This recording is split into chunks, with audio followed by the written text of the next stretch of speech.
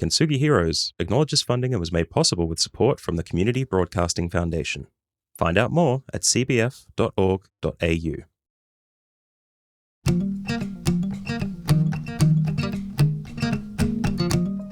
Welcome back to Kintsugi Heroes, helping people tell the stories they need to share so you can find the stories that you need to hear.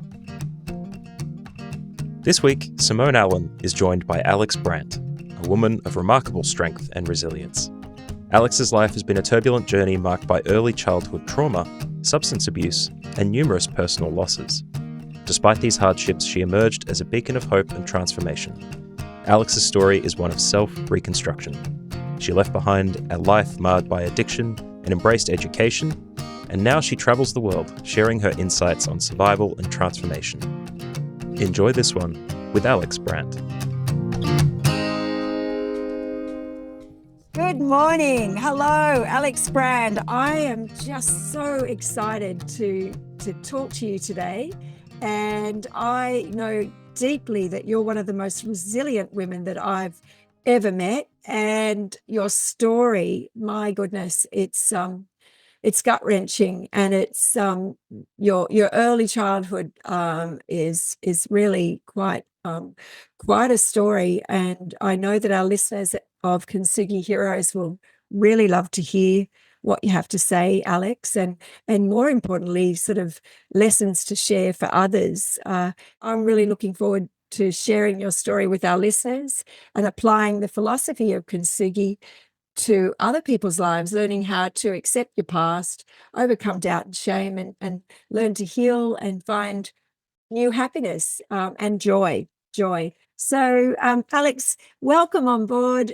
Please share us a little bit about your story and tell us a little bit, firstly, about your upbringing. Thank you, Simone. I'm so grateful to be here. I first want to say thank you to you. Thank you to Kintsugi. I'm just really grateful because it helps me to also reflect and see a bit where the journey, how it started and how it all unfolded. So, look, my parents came here from Europe after the Second World War. So my father was actually born in Odessa, which is the Ukraine. And my mum, she grew up in the Baltic provinces in Europe. And it just so happened they both ended up in Germany after the Second World War, and they were both displaced refugees, and it turned out they came here to Australia, and I was born here. So I'm born in the 1960s, and what happened was that my parents were traumatized from their past, and they were carrying an awful lot of unresolved baggage. But to put my story in context, and it's easy for me to talk about it now because I've got the benefit of hindsight, of course. But my parents were very shut down, as I said, and they just weren't able to understand the culture and what was happening here. They also didn't speak English. English is not my first language, so I didn't speak English till I was about 9 or 10 years old. Wow. But they just enrolled me in school when I was 7 and 11.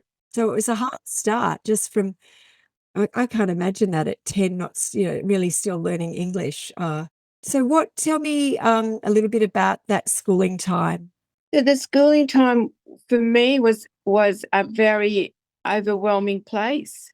First of all, I didn't have the right uniform because my mum didn't understand the whole concept of, everyone having to wear the same uniform. So I stood out from day one. Plus, I didn't speak English. Plus, I was never in a social setting before. So it was very difficult for me. Even my lunch, I remember, was very different to everyone else's. So everything about it was uncomfortable for me. But the worst thing that happened at that school, there was a pedophile that worked as a janitor, and he is the reason, I guess, for the beginning of my intense trauma, because after the abuse, I told my parents. I came home, I told my parents, and a big argument broke out between them, and they just kept on arguing. And I was asked to go back to that school for 3 months before they took me out. Wow. I've turned 8 now, and I'm completely shut down, and I'm at that school, and they take me to a doctor, and the doctor, in a sense, he sides with my parents, advised not to speak of this ever again, and that the child, I'm 8 now, would forget about it. Finally, they do take me out. They do take me out. So I did 3 months there, but the damage was profound. Oh, profound. I can't imagine if they told you not to say anything, you're already being told to keep a very, very desperately sick secret. Desperately unwell, desperately shut down, confused. And now I have no structure because there's no school for me and there's no explanation. And I think, Simone, the way abuse, I suppose it's one thing being abused, but how it's received is a whole different story, because that's a trauma in itself. It's quite scary to think about it, Alex. And we know in Australia sexual abuse is very high. I think it's something like 1 in 5 women have experienced sexual violence since the age of 15. And I imagine the impact that had on you, on your future relationships, on your sense of identity, and would have been, yeah. And the fact that for 3 months nothing was done too, which is a long time, you would have felt like you weren't heard.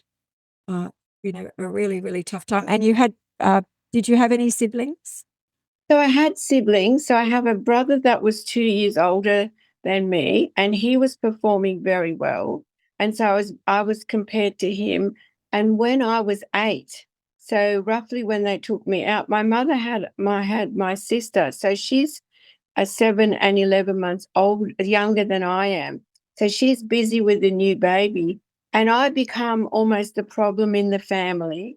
And my parents made a decision, and basically both of them were in agreement with the decision that I'm the problem and that I'm making their life even harder. And that is really how the scene gets set, and that's how it plays out right throughout the entire rest of the time, that they took that position, and that's how it stayed. So, Alex, they would have labeled you the black sheep. You would have felt like that. They would have felt desperately, I suppose, ashamed of what had happened to you, but they were walking in with carried shame from their own past, and they wouldn't have known how to support you in the way that you needed the love and support. And with your mum having a little baby, that's another whole time for her and a challenge. So it would have been a really isolating time. So what did you do? Did you go to, so you're at this new school. What did you do? Enrolled in a new school, and it's basically over half year, so I'm 8.5 now. So I had a big gap, and based in that time where I had a gap, I just started wandering around the street during the day, and I met other children that were also displaced or wandering, or somehow they weren't at school either. So that is what started my basic journey, where I feel that I'm not anymore part of the family. I'm drifting now. And now when I come back to school, I'm also having to learn English. I'm having to go back into a school environment. Well, that's very triggering for me, and I'm not able to settle. I'm not able to learn. I'm not able to get on with the children at school. So there was a whole different story that developed from there. And I only go to primary school up to year 4. So I'm put into year 1, 2, and 3, which I don't complete, but they just keep putting me up. But then in year 4, I'm taken out, and then I don't appear back on any school roll or any school register till high school. So I am 12 or 13 when I start high school. By then, of course, I'm speaking English, but I've had basically no learning. I can't read, I can't write, and I'm labelled a child that is a slow learner. I'm labelled as a difficult, perhaps someone that can't learn. Remember the headmaster mistress, talks with my mum and saying, look, Alexandra might be better off not attending school at all and just working in a factory, because that's all she may be capable of. But one thing after another, I do stay at high school. In my later year of high school, there's a teacher that befriends me, again, a male teacher, who starts driving me home and starts befriending me and talking to me about his marital problems. And by then, I have accepted my role as someone as a person that's different, a young teen who doesn't belong. I also told my mother about this, and then I remember clearly just saying to me, look, you are the problem, and all these things are happening to you because it is your fault. Wow. I am not believing her totally, but at that time, it sort of really comes home to me that I'm different from the family, wrong with me. How it went. Yep. So talk to me about, that's an interesting that the teacher confided in his marital problems. So you would have been like considered this old head on young shoulders, but deep down you were screaming inside as just a little child, not really knowing what on earth you were doing. But obviously people sought you as someone that they thought they could identify with and trust. So talk to me about, so you left, finished school, you did still do the HSC despite people saying all of that, and what was next? I did the HSC. I mean, the time I got into high school, and the young teens that I was also mixing with, there were two sisters, and they were using a narcotic drug. And this was my introduction into it, because they introduced me to this substance, and I used it. Everything in my life, every problem disappeared completely. I felt emotionally relieved, and I felt as if it was like magic. I had no pain. And it's funny when I look back on that, because I didn't actually feel that I was in pain, but I only noticed it when I started using a substance that I was emotionally pain-free. And with the help of that, I did complete that school. I did speak to my parents in a respectful tone. I was able to live at home, but it was because I had a substance now that was helping me, even though I did not do very well in my HSC. However, I was so determined to keep going. I actually enrolled myself in a TAFE course of equivalent to the HSC at Ultimo TAFE. And I had completely different experience there. There were adults that were doing that course. The teachers were completely different.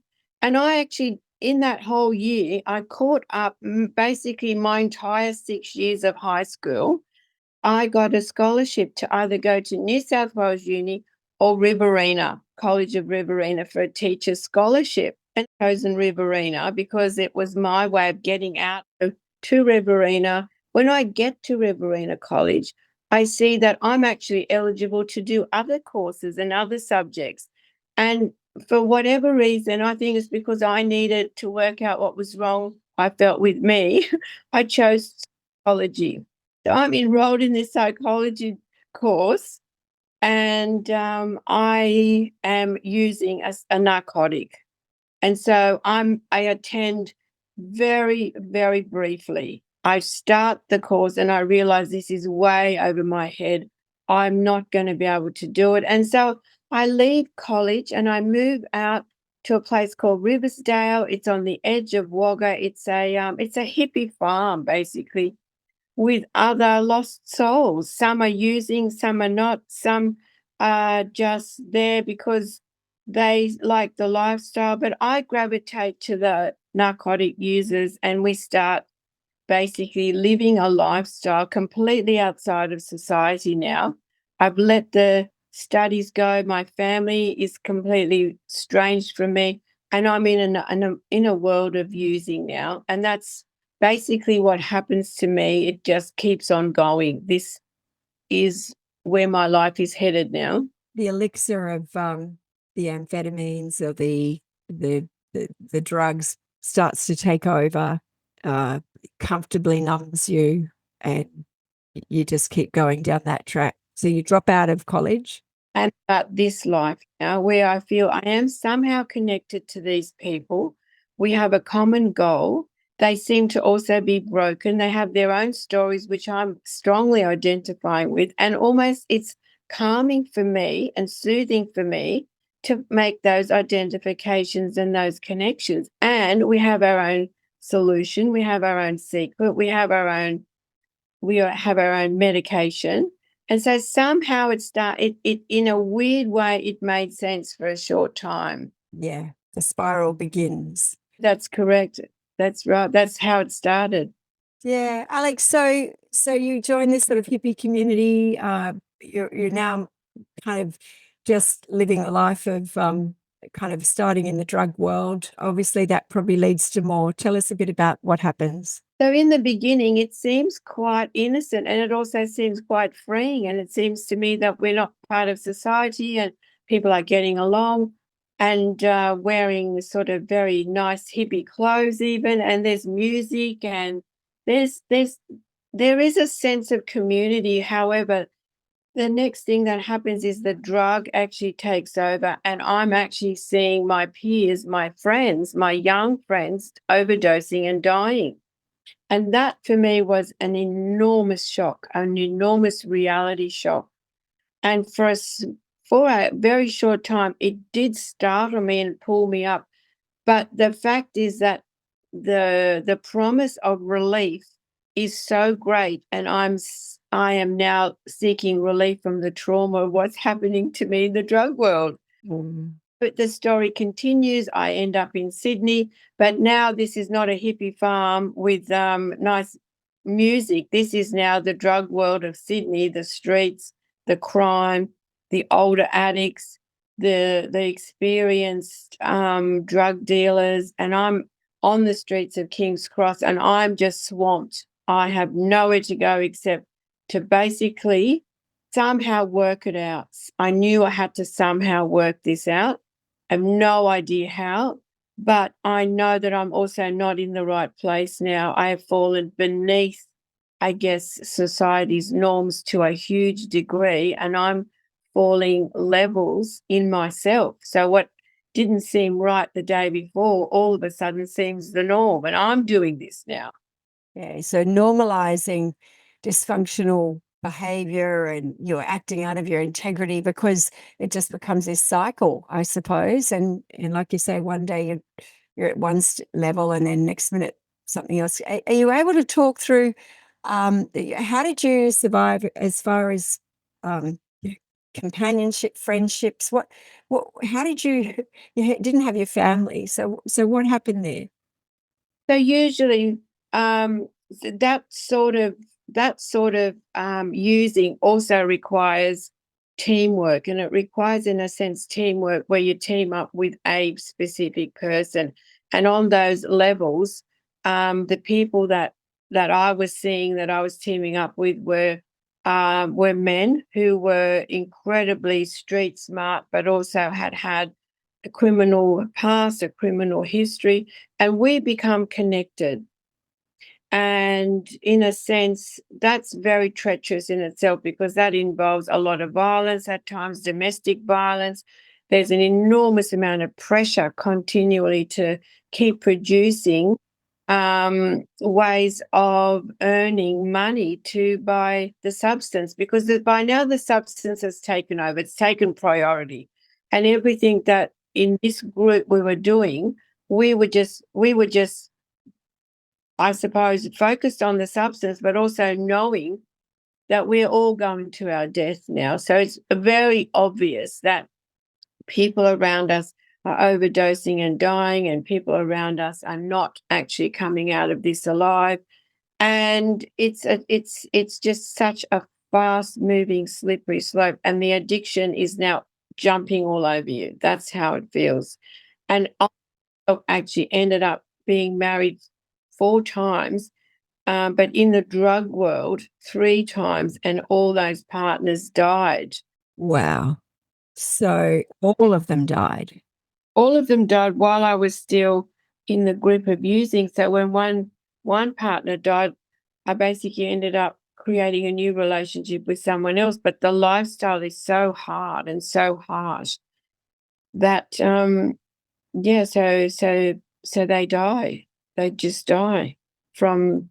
That is just shocking. And I can't imagine that feeling of abandonment again that you would be going through. And I imagine they weren't pretty in terms of the way they passed as well. Not pretty, a desperate, horrendous death. And then it just brought it home to, even for me, like, this is where I'm headed. This is what's happening for me. And it was just in a way like everyone's waiting in God's waiting room, but at the same time, there is no way of coming back from that. Yeah. So tell me a bit about what was the crunch for you to say, all right, I can't live like this. You mentioned a little bit earlier that you had a knowing that that there was a way that you should step out, but you had this inner knowing, but you knew every day your level of integrity was being compromised with what you had to do to survive to get drugs. How on earth did you step out to be where you are now, Alex? Because it's I cannot imagine that. And are you able to share just briefly how they passed and how you ended up sitting there or deciding I'm not going to live like this anymore? Well, I guess what happened for me, and it does happen to some. I have met some people that this also does happen for. It's where you fall way beneath your own level of coping. So what happened for me is I was arrested, and this is with my last husband. I mean, he ended up suiciding after this, but we're arrested, and we happened to be in Melbourne at the time for a crime that we did not commit. And when we ended up in the police station, the confession was already in front of me, and all I had to do was sign it, but I refused to sign it. I didn't sign it. The interview went terribly wrong, and I am pregnant as well, and I'm handcuffed to the back of the chair, so I cannot move. And they turned on me, the actual detectives. Now that wasn't unusual back then either, because I mean, we are seen as garbage people. We are here to clean up messes, and I mean, that's not an unusual thing that happens on the street.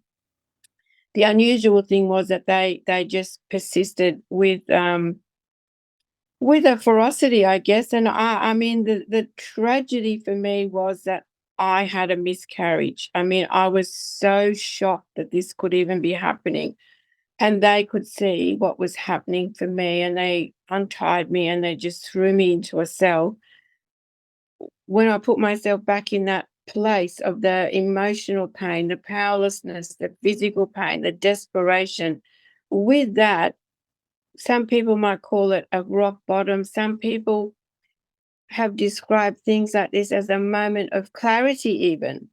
With that comes a knowing that is done. I am over this. I am done. And I think I described it like my toenails knew it. My hair knew it. Every part of me knew that is as far as I go. And with that experience, Toenails knew it. I love what you just said there. I have to say that, what do they call it? The gift of desperation. gift of desperation.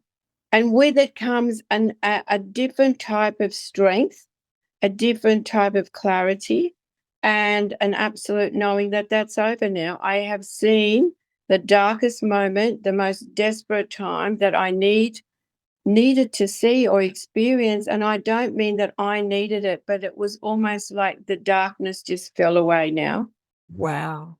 That's what happened. Uh, it's interesting how you say that you had to sort of see the darkness, because I really like the quote, like one of my favorite philosophers, Carl Jung, who says one does not become enlightened by imagining figures of light, but by making the darkness conscious. Beautiful. Making the darkness conscious. That all I felt, I sensed, I saw, I knew where I was, and the horror of my own story and the horror of my position in the scheme of life. And with that came an incredible also wisdom and knowing, and it happened fairly quickly. But I knew to the bottom of my being that that was it for me, and I wasn't going to destroy my life. I wasn't going to destroy another human's life. I'm going to make it count, and I am now done with all of this. And that's how it happened. So what did you do? Now, I know you're an incredible counselor, and you've got an incredible background to support others. How did you get to where you are? You obviously then went back to getting more study done. Tell us how what you did. Well, eventually, yes. And one of the platforms that I have used is education. I went back through school, went through university. I mean, I did forensic medicine at university. I did a degree called accredited mental health social work. And then I also did maybe 15 years of language studies, where I went back to actually culture and looking at language studies. I've done quite a lot of years of studying war, the trauma of war, and what does what war do to people's self, like their psychological impact. What's the psychological impact on a person that's gone through the Second World War or Vietnam or Korea? Every war has its own psychological stamp of trauma, and I went back through that. Also, I was interested to look at what had happened to my parents. I felt very close to their roots, and I wanted to retrace my family lineage. And a big part of that, Simone, for this type of, I guess, reconstruction, transformation, I've needed to find a deep level of forgiveness and gratitude. And knowledge is power, I think. So knowledge has been something I've used in my process of reconstructing self. Yeah. I love what you've just said, like the curiosity to understand your parents, what war had done to them, studying languages, appreciating that where they came from, their past, they were broken, and finding that compassion for them allows you to, no doubt, find compassion for yourself and the decisions you made through the fact that you were deeply abandoned. And I think that it's extraordinary what you did. Like, you think about that, and the compassion that you have for how you were raised because of your parents' own trauma. Correct. Yes. Yes. Really powerful. And so you've got numerous tertiary qualifications. Yes. You do now so much good work for others, including what you've just been doing for me for this podcast. Thank you. Yeah. Talk a bit about what you currently do now. And it must be that experience of going through all those marriages, coming so close to death, experiencing the early childhood trauma, deep traumas that you went through, must be an incredible asset now. It sounds ridiculous, but out of pain often comes our purpose, doesn't it? And I like to look at nature and think, well, look at all the things in nature that become more beautiful through grit and through tough things like diamonds and pearls and opals and the lily out of the mud. And you truly are an absolute lily today to see you in action and the things that you do. Share a little bit about what you do today. Oh, look, I'm so passionate about not hiding the flaws. I'm so passionate about seeing the cracks. I'm so passionate about showing who we are as not just as, say, for instance, not just as a woman, but I think as a man as well, like a soul that's been completely and totally broken and then can rebuild and reconstruct itself in a new way and then look back, it's sort of like a butterfly has emerged from a caterpillar. And someone said to me once, a butterfly never looks back in shame on the chrysalis that it popped out of. And I just love that. Oh, it's such a good saying. A butterfly never looks back on itself as a caterpillar in shame. No, it's shame and guilt are just two shocking emotions that really lock people, imprison people in their own capability and their own complete opportunity, don't they? I would imagine you're a grandmother, right? I've got two beautiful daughters. They've had between them, they have 5 children. So I'm a grandmother. I've written a book now. I have opened my private practice, and I do a lot of traveling. I have been involved in giving talks, traveling. I've been to Russia several times. I've been to the Ukraine before the war, of course, and saw where my father grew up. I'm traveling to Cyprus in a month where I'll be involved in some talks and some meetings about people who are also seeking transformation, who have also been to the depths of their own rock bottoms. That's amazing. I also think what you learned along the way with connecting people, I know you're a great connector, and that's probably what you had to do in the drug world is you'd be sent out probably with one of your husbands to go and connect in some way to lead to the next hit or the next deal. So I imagine, and I know too, that so often a child that is so deeply abandoned is very good got a radar for sensing people very quickly. Absolutely. And all those are transferable skills, really are. So we can use them to survive. So you can be a great survivor. But on the other hand, we need to actually use them in a very different way. And one thing that was really difficult for me was the person that survived the trauma, the person that survived my own personal war, I guess, had to then let go and let the real person emerge. And it's very difficult to let that go because that was the person I depended on. That was the person that life made me. And she had to basically let go of some of those beliefs and some of those survival skills and then transform that and become who I was, should have been, could have been, and really my authentic self underneath all that. Alex, this is probably one final question because what you've just said there about you had to find the little child again and not hold, not like the butterfly, don't look back on things in shame or guilt. Yeah. So what's some suggestions for the listeners on that? What do you think is important as a way for you? What have you used to find that beautiful inner child that is there and is creative and is giving and generous and kind? What did you do? I got in touch with their authentic self. Who am I really? And the authentic self seemed to be the child. And so that was an enlightened moment for me when I realized, well, that is actually who I am. And then it was a different methods of reparenting myself in a way.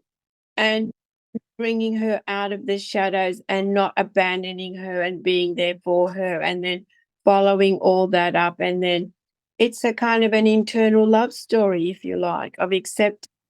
Yeah. Well, I often say that you can't love others unless you first have love for yourself.